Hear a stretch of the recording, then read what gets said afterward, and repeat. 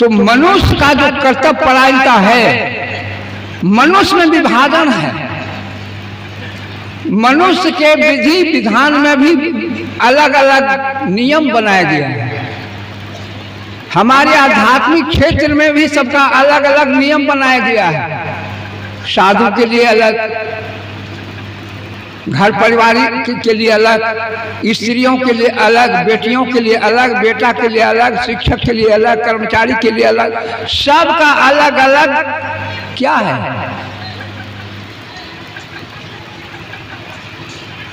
आचार।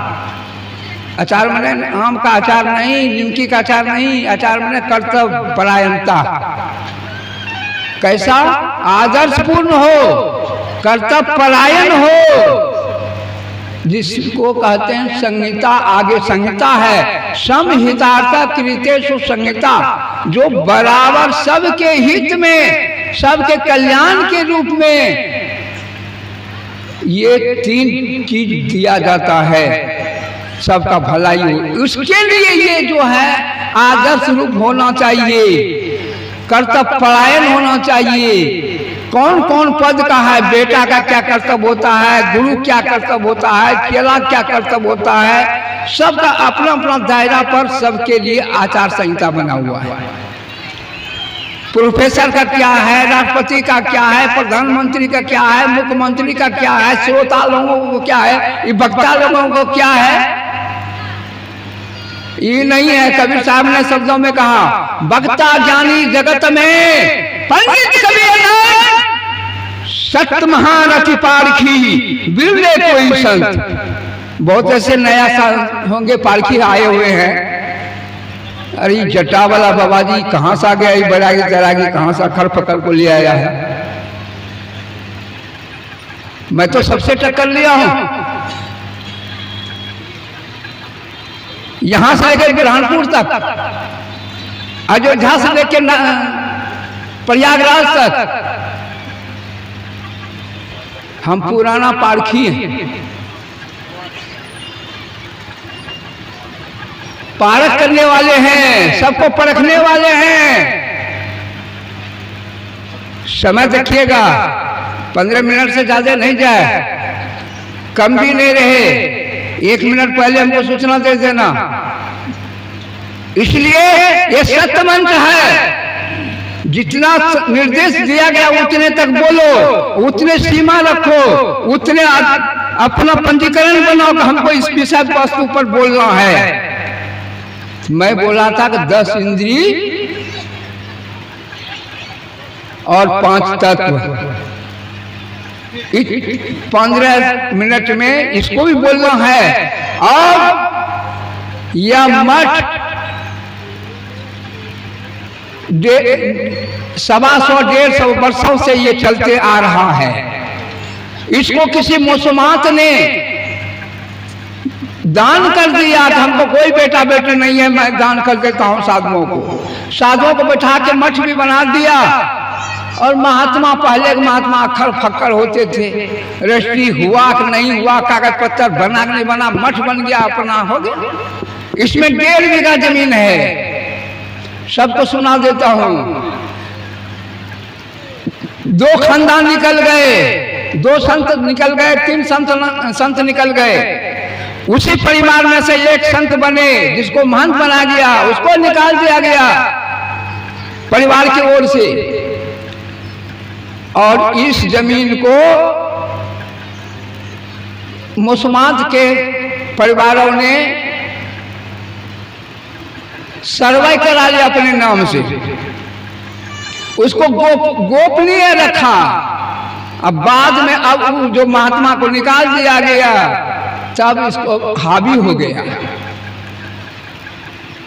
जब किसी का चारा नहीं चलने लगा तो इलाके के सभी साधु महात्मा भक्त लोगों ने कहा अब क्या होगा, कैसे होगा। तो सब ने कहा कि नहीं, ज्ञानस्वरूप बाबा को पकड़िए। तो ज्ञानस्वरूप बाबा तो हवा में भी उड़ते हैं। अब बुलाया गया, मीटिंग किया गया, गोली बारूद सब उठने लगा। भी बोले शांत रहो, ज्यादा गोली बारूद की बात मत करो। एक एक गोली में सब गोली चला जाएगा। यहां हमारी मानसी दी गई, पूरे इलाके के ओर से, पूरे जिला की ओर से, कई जिलाओं की ओर से संत महात्मा सब आए, छत्तीसगढ़ से आए, कहां से लोग सब आए थे। और मैं यहाँ कहीं नहीं, जहां जहां विघटनकारी स्थिति है, जहां मर्डर है, खंडर हो चुका है, 10 बीघा, 20 बीघा, 50 बीघा, 100, 500 बीघा जमीन है, वहां भी हमको जबरदस्ती महंत बनाया जाता है सुधारने के लिए। इसको मैंने सुधारने का काम भी किया। हमको अवकाश नहीं मिलता है कि किसी मठ में हम बैठ सके, न खाने ठिकाना होता है, न कहीं सोने का ठिकाना होता है, लेकिन उतना मैंने बना लिया है कि महीनों नहीं खाएंगे तो मैं चलूंगा। तो इसलिए मैं चाहूंगा यह इस मठ का भविष्य समुज्वल अच्छा हो। बीच में साधु लोग जल्दी मिलता नहीं है, साधु होना चाहिए पक्का हो करके, कच्चा सरसों पेड़ के खली भिजा लेते। अगर कभी पंक्तियां हैं, अगर साधु हैं, अगर साधक आप लोग हैं तो पक्का बने सरसों। अगर उसको बढ़िया से पकाया नहीं जा, कच्चा अगर रहेगा तो न खल्ली बनेगा रखते, ऐसे आदमी को जाना पड़ेगा जेल। कितना साधु जेल में है ना, भी परिवार भी है, बाल बच्चे भी है, और बड़ा बड़ा दाढ़ी बना लिया है, बड़का बड़का भेष बना लिया है, फिर भी बेचारे में उलझा हुआ है, आज जेल गया है। मैं भी चुनौती दिया हूं सरकार को, केंद्र सरकार को, राज्य सरकार को, प्रशासन को। मैं भी खड़ा हूं, जिसको शक्ति है आके फरिया ले। साधु है,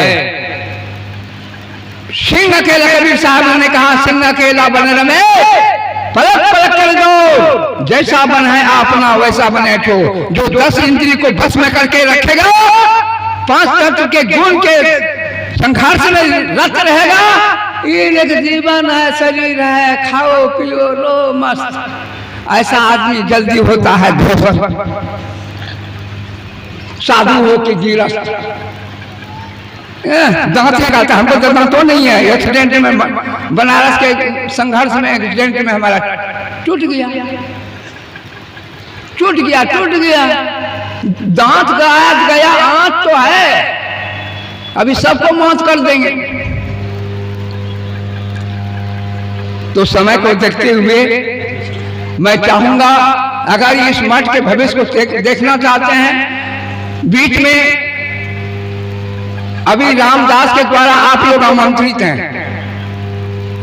आपने हमारा नाम चर्चा भी नहीं सुना होगा और न रखा है, और विशेष नहीं, ये गोपनीय चीज है। मैं उसको साधु बनाया, संघर्षशील बनाया, दिल्ली तक ले गया, इलाहाबाद पढ़ने के लिए भेज दिया, वीजा का अध्ययन करने के लिए भी भेज दिया, गोड्डा में महंत भी बन गए।